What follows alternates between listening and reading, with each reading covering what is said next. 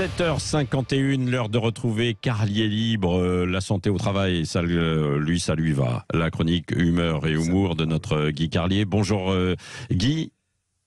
Bonjour Patrick, bonjour à tous. Bon Guy, il paraît que ce matin, vous avez eu du mal à vous replonger dans la réalité, c'est-à-dire... Oui, j'avais commencé à préparer cette chronique hier soir et c'est un petit secret que je vous livre.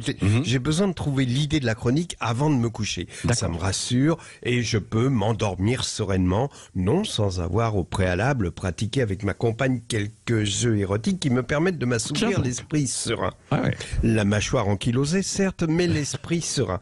Ce qui était le cas hier soir, je ne parle pas de ma mâchoire ankylosée, mais de la sérénité de mon sommeil, car ayant noté qu'aujourd'hui, c'était la journée internationale des fossiles, je me disais, les fossiles, c'est facile.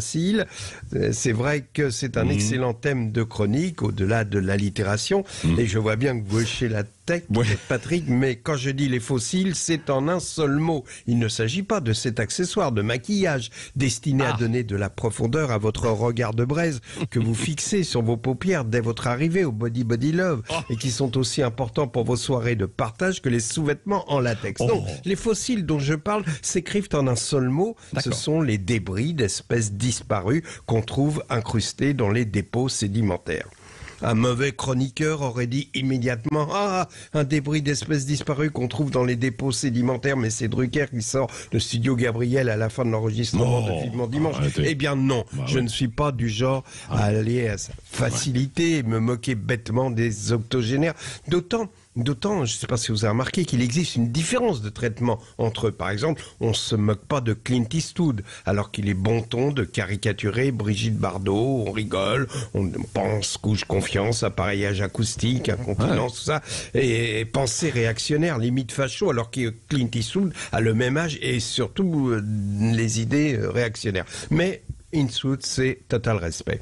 Dans le monde de la musique, c'est pareil. On voue un infini respect à Mick Jagger qui monte sur scène, qui chante pendant 2 heures, et c'est vrai que c'est quand même une performance, alors qu'on caricature Chantal Goya, qui reprend actuellement son spectacle Le soulier qui vole à plus de 80 ballets. En plus, Mick Jagger a arrêté la drogue, alors que Chantal Goya doit absolument nous donner l'adresse de son dealer, car voici sa dernière version de la chanson « Ce matin, un lapin a tué un chasseur ». Écoutez. Ce matin est arrivé une chose que personne n'aurait pu imaginer au bois de Mortefontaine où vont à morte saison. Tous les chasseurs de la plaine, c'est une révolution, car ce matin, un lapin a tué un chasseur. Ce matin, un lapin a tué un chasseur. C'était un lapin qui C'était un lapin qui avait un fusil. Non, mais attendez, voilà, le lapin en rap, c'est assez... version rap, oui, c'est une version authentique. Donc on se moque pas de Chantal Goya.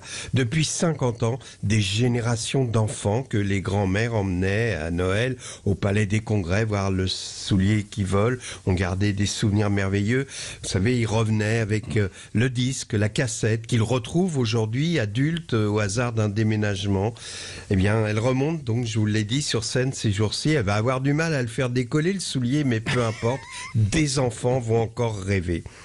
Ceux qui se moquent des vieux sont des frustrés, des aigris qui font payer aux vieilles gloires d'avoir été beaux, riches et célèbres à l'époque où eux passaient leur vie sans la moindre audace. Ce qui les excitait le plus étaient les mensualités de leur plan d'épargne logement. Ceux qui se moquent des rides de Bardot sont des frustrés qui se vengent de ne jamais avoir connu une femme aussi belle qu'elle et qui n'ont entretenu des relations avec bébé qu'à travers des photos érotiques de la star.